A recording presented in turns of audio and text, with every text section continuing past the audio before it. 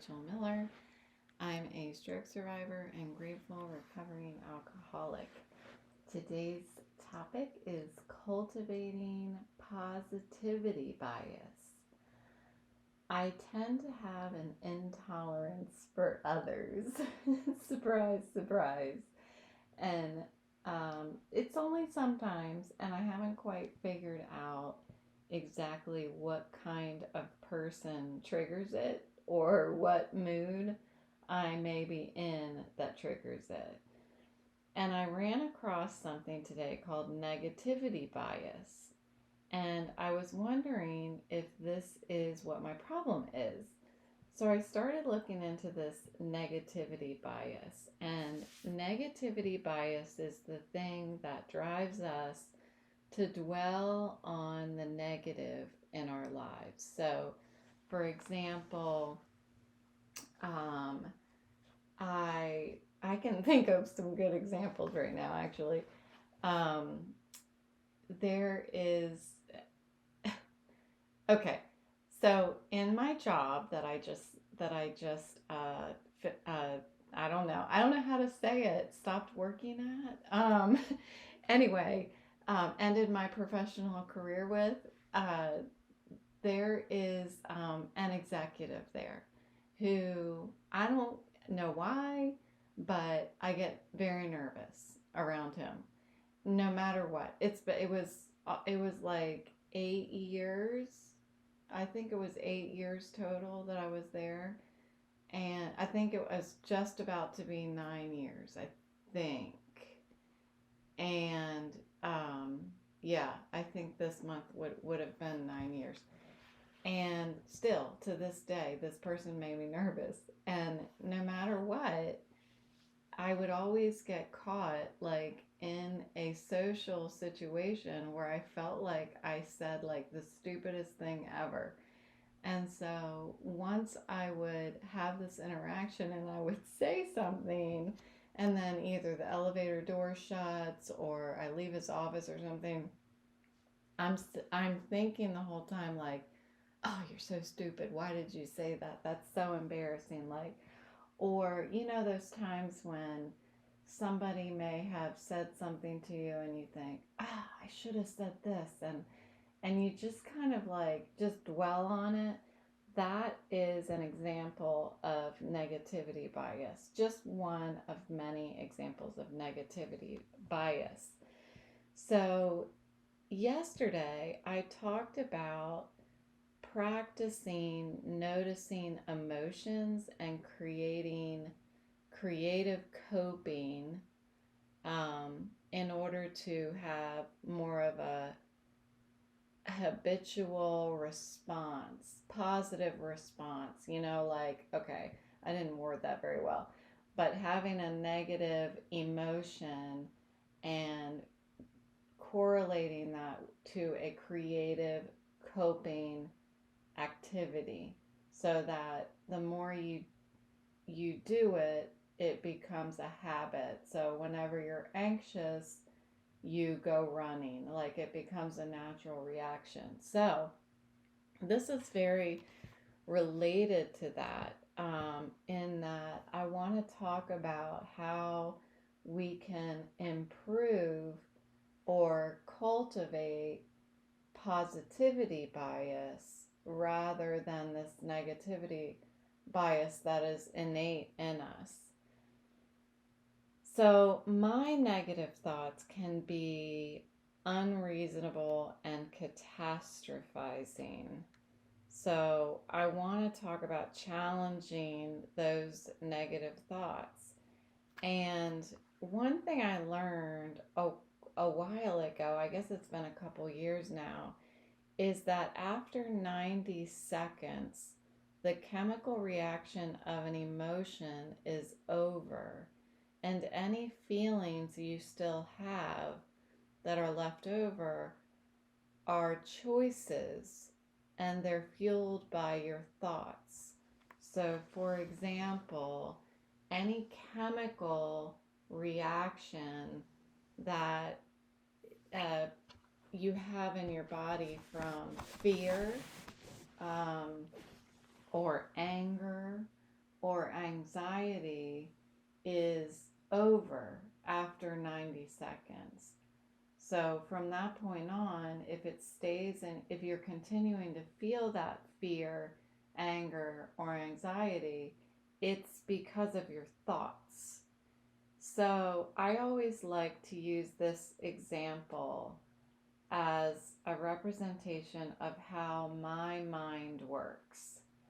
I've talked about before about how when I got sober, I decided I was going to run a 5K.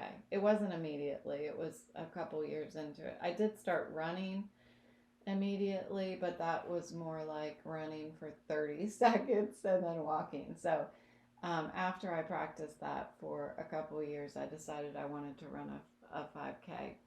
So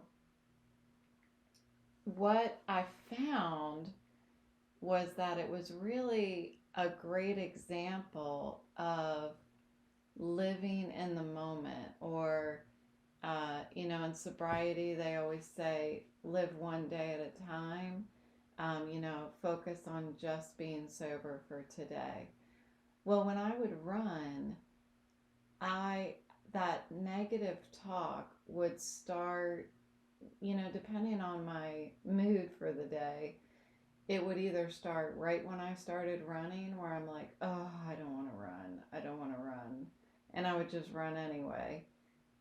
Or if I was starting off well, but I got to the second half of the run and I started feeling like, I can't do it. I can't do it. I can't run the rest of I can't run the last mile or something like that.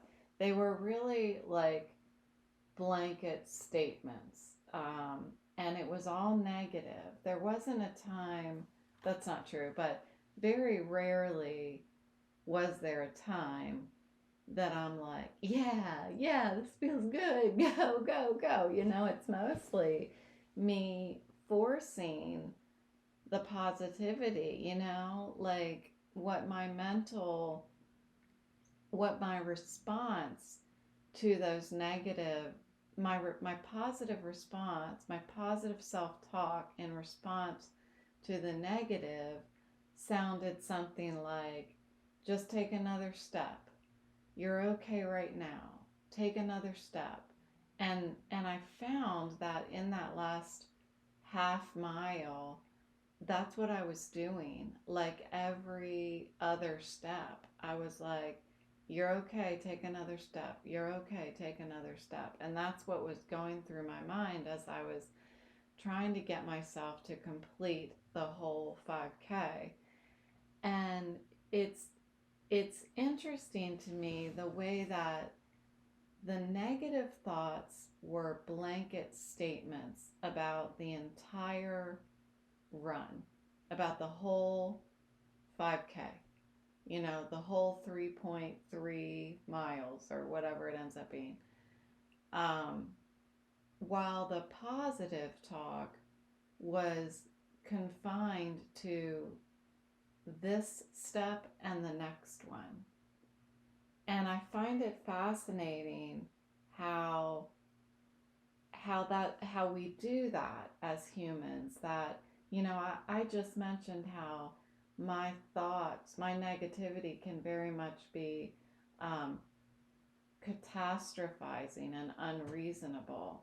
And that's what I was doing. That's what the negative thoughts were in my head when I was running. It was like, no, you can't do it. Give up on the whole thing, you know?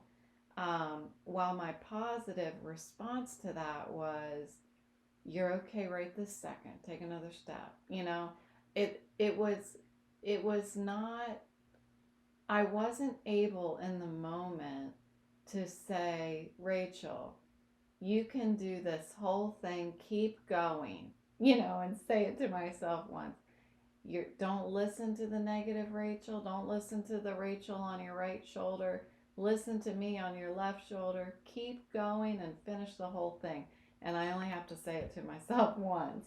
It doesn't work like that. It's like that positivity has to be repeated over and over and over again in order to constantly respond to that blanket negativity statement.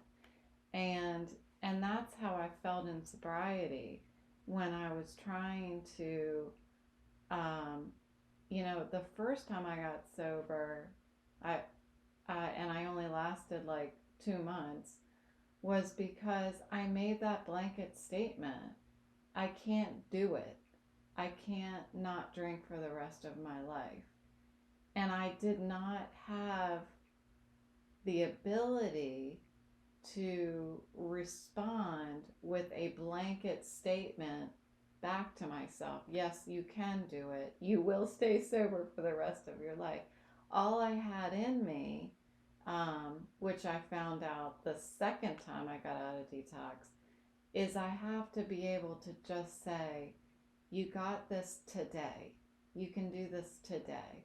And some days, all I could say back to myself is, you can stay sober this hour or this minute, go outside and take a walk, and then we'll reassess when we get back.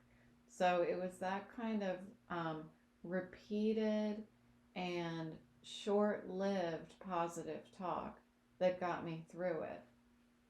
And so I really think that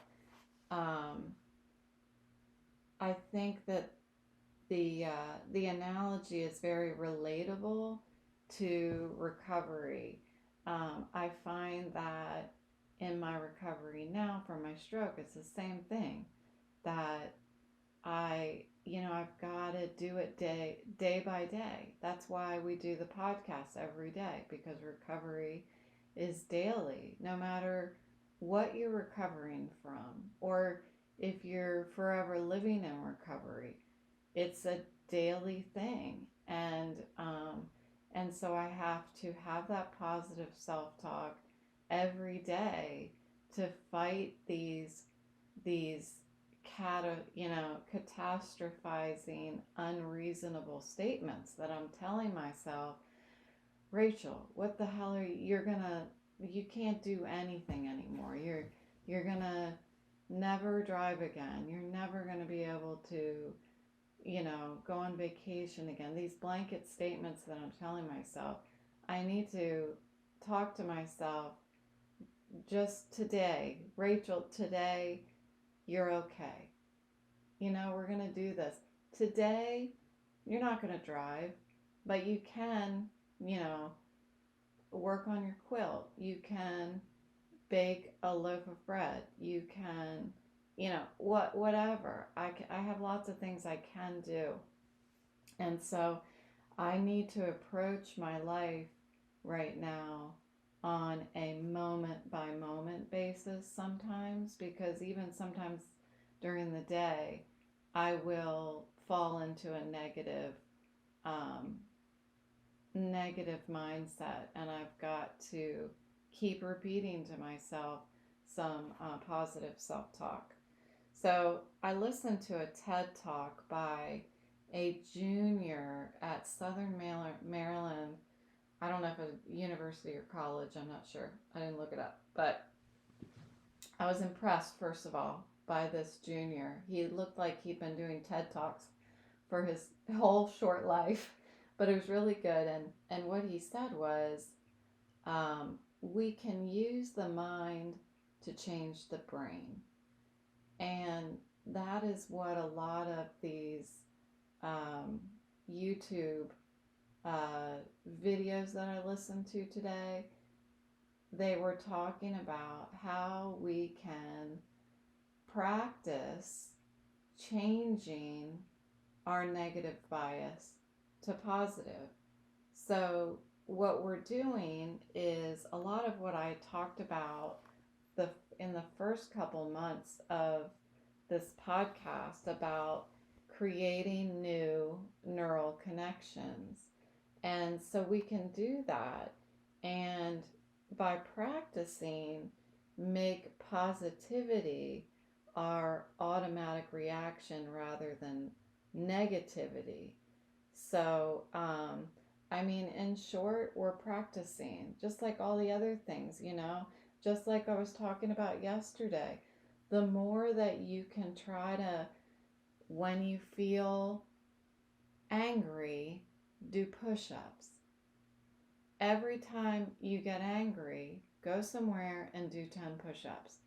And the more that you can make that an automatic reaction, well, guess what? You can't type an angry email to somebody or an angry text to somebody when your hands are holding you over the ground doing push ups. You know what I mean? So, practicing those types of coping mechanisms will become an automatic reaction.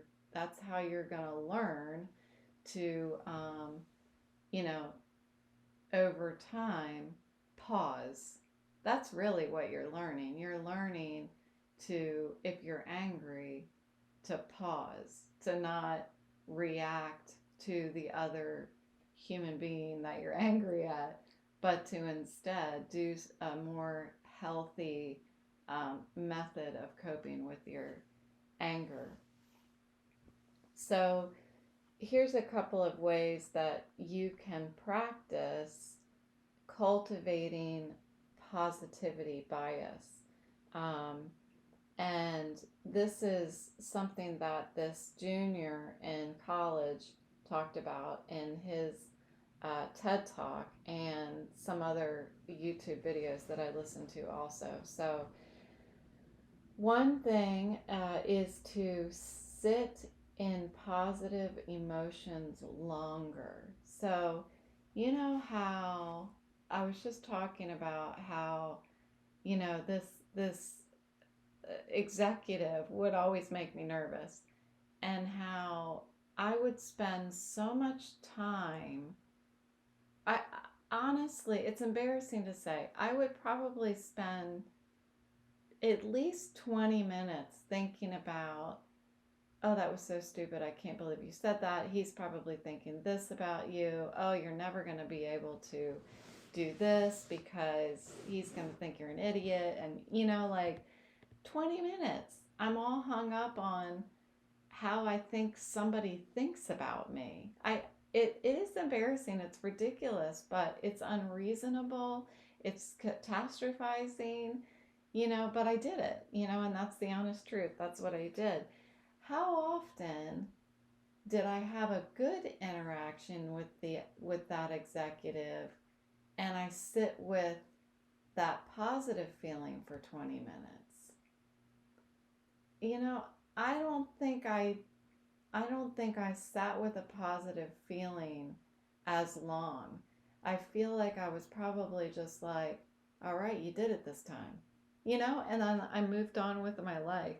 And so I think that's what we tend to do. We tend to sit with the negative emotions. It's like, what can I compare it to? It's like putting an imprint on something, and the longer you hold your hand there, the longer it's going to stay. I can't think of what would be good. Maybe a mattress, those new mattresses they have with the foam, and the deeper you push in and the longer you push, it is going to make a whole imprint of your hand. Well, imagine if you just touch your hand on the mattress really quick. Then the mattress is not going to remember what your hand looked like. It's the deeper and the longer you push down that it leaves an imprint. And that's kind of like our brain. And if we don't sit with the positive emotion, how are we going to really be able to instill in ourselves what that feels like, so that the next time we feel it again, or the next time we have something that should elicit that emotion, it is more of a natural reaction to feel it, because we're allowing ourselves to really soak ourselves in the positive emotion. So, another way to sit with the positive emotion is to breathe. Um, so, one of the things that meditation does is tells you to focus on your breathing all the time. And I know for me, when I feel anxiety, which I have battled anxiety my whole life, when I feel it, I try to breathe because I tend to hyperventilate. I didn't know that I was doing that until I think I went to the doctor. I was having a panic attack at the doctor's office, and she said, what you're doing is you're taking really short, shallow breaths. You're hyperventilating, but it's a quiet hyperventilation. And so now when I feel anxious, I try to make sure I take nice, deep breaths, like slow, deep inhales and exhales, to try to wait for that, really, for that chemical reaction to dissipate after 90 seconds, and then just continue to breathe through it just to get my thoughts to calm down. And how often do we do that when we feel a positive emotion?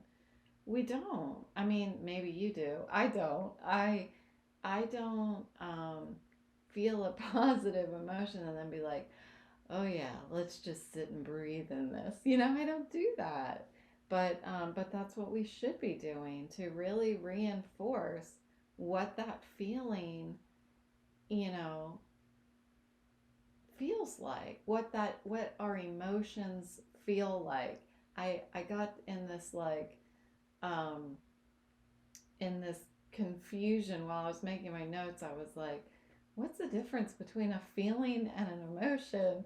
A feeling, an emotion makes a feeling. Yeah, I don't know. I got all spun up on that. But anyway, I think I've used them interchangeably in my life, and so I'm trying to actually decipher between the two.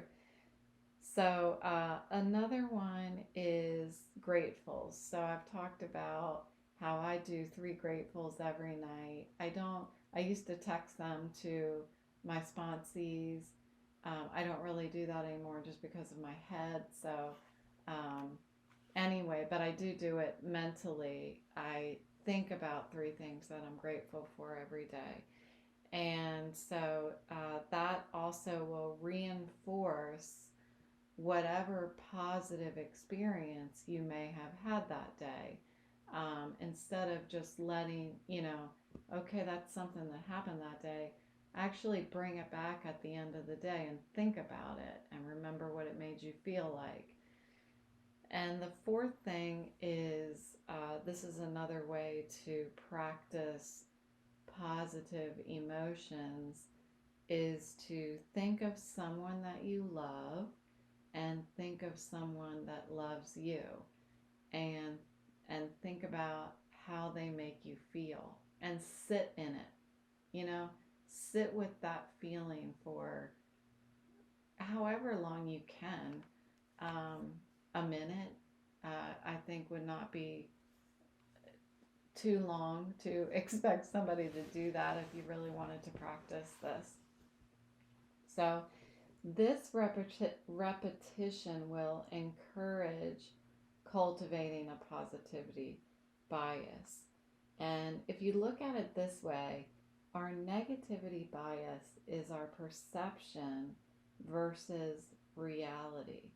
Our worrying causes us to overreact, and our overreaction causes us to worry. It's like the cycle feeds stress. It feeds those sleepless nights, not eating healthy. Well, for me, not eating healthy, because when I'm nervous, I don't eat. And so when I'm worrying, overreacting, and those are feeding off of themselves, I'm not eating this whole time while all of this is just spinning around in my gut. And the media actually feeds off of our negativity bias. But what that means, this is positive. Rachel always looks at the good. what that means is that things are not as bad as we think, right? Think about that. The negativity bias actually came from our ancestors, of course. It seems like much of our stresses are a result of the application of something our ancestors used to survive, applying that to the modern day human. So, negativity bias was a protective default reaction for survival. And today, it makes me be unreasonable, like think that somebody is a bad person before I even get to know them, that having somebody just look at me wrong or something like that, and I have this preconceived notion of who they are before I even know them. And that is like a negativity bias, because I'm still trying to protect myself from danger. So if I see somebody that gives me the wrong feeling, then I'm automatically, uh, kicking into this negativity bias. I'm untrusting. And the more our lives are comfortable, and the more good that's happening in our lives, the more that this negativity bias looks like nitpicking, you know. But we still do it. It's fascinating. We still do it no matter how good things get. We can still find things to be negative about. And it's just a part of being human.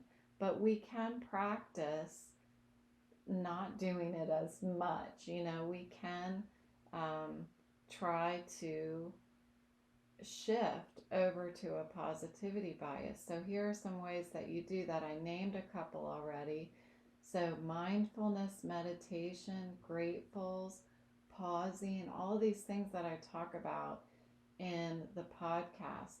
Practice those, because those are the things that are, the more you practice all of them, and I've talked about this before, these are all techniques to use together that should work together. And if you practice them, then it will start cultivating more of the positivity bias. And taking time, um, when you're at the store, when you're at work, when you're driving in the car, when you're whatever you're doing, taking out the trash, something that isn't really correlated with anything fantastic. So let's say taking out the trash. What can you, when you take out the trash, put the trash out there, the trash bin, whatever, and then stand there for a second, wherever you are, just stand there and figure out what good is there to look at or feel right here, right where I am. Because there's so many things in life that we do that we just do, and we don't really think about anything good that's happening while we do it. And I'll tell you, when I take the trash out in the morning, it is probably the most beautiful time of day when nobody else is out except for maybe a couple other neighbors that are taking their trash out, or there's a neighbor who just walked out her door and she's getting ready to go for a walk, and the air is nice and cool, the sun is out or the clouds are out. It's so beautiful in the morning when I put out the trash. And the only reason I know that is because I do this. I try to stop and notice what's going on around me at times when I normally wouldn't. So when I notice that, stand by the trash can. Unless it stinks, stand there. stand there and notice, what is the feeling that you have? What emotion is coming up from what you're feeling around you? And then just sit with it for a minute, 60 seconds. Just sit with that positivity, because that is training our body. That is training our mind, our brains, to create new neural connections and new associations. And I bet you next week, when you take the trash out again, you're going to start correlating taking the trash out with a positive feeling and emotion. I still don't know the difference, really. I guess I do. I don't know. Anyway, I'll end with this. I was sitting in a sobriety meeting this morning, and on Thursdays we have it's meditation meeting on Thursdays. So we read from the 24-hour reading on Hazelton website, and then we do the Calm app, and we listen to Tamara. And so this morning, as soon as her voice came over the computer, I had my eyes closed. As soon as her voice came over the computer, I thought, and what's interesting is last night, I've been, not all the time, but I put the Calm app on. I'll either listen to a sleep story or I'll listen to a meditation, depending on how tired I am. Lately, I've been just listening to the meditation because I'm so tired. But last night, I turned it on and I heard her voice again. And she just said, like, "Hi, this is Tamara," however she opens up the meditation. And the same thing, I thought. And what's funny is, right when COVID started, that's when I started doing this meditation meeting on Thursdays on Zoom, and I could not stand her voice. I don't know why. I just couldn't stand her voice. And after like a year, and I feel like it was like a year even, that I listened to her meditations, and I ended up actually muting my computer. I feel bad, but I muted my computer and I would just wait 10 minutes until the meditation was over, and then I'd turn it back on and I wouldn't listen to the meditation. I don't know why I did it. I feel bad. Hopefully she never listens to this episode, but I decided one day that I was going to look up Tamara and educate myself on who she is and how she got started with the Calm app and all that stuff. And I just immediately was fascinated by what she'd done and her education and all that stuff. And from that point on, I loved listening to her voice. So it's a yet another perfect example of how I had a negative bias towards meditation. Was it meditation? Was it Tamara? Was it the Calm app? Was I just not being willing? I think that's what it was. I wasn't being willing. And I made an excuse that I didn't like her voice. But I allowed myself to become willing and do whatever I needed to do to start feeling positive about it. And now I rely on it. I went from not liking it and muting it for 10 minutes to now I rely on it. I seek it. It gives me joy. It gives me relaxation. It's something that adds value to my life and helps me go to sleep at night. Sometimes it's the last thing I listen to before I go to sleep is her voice. which is really amazing that I went from one extreme to the other. So, anyway, hopefully this was an interesting episode for you. And yes, I am trying to be quiet again because I keep recording too late. I'm going to try to get on earlier from now on. So, I just get into all my research, and listening to these getting lost in YouTube videos. Anyway, thanks for listening. I'm continuing to see new followers and increase in listeners, and people are listening to the Recovery Daily podcast on Spotify and Overcast and YouTube and Apple Podcasts. So all of these different great podcast platforms are growing in followers. So we're getting a great community. I love it. I'm getting likes and all that stuff. So I'm really happy. It's such a great outlet for me, and I hope you're enjoying it as well. So thanks for listening, and I'll talk to you tomorrow.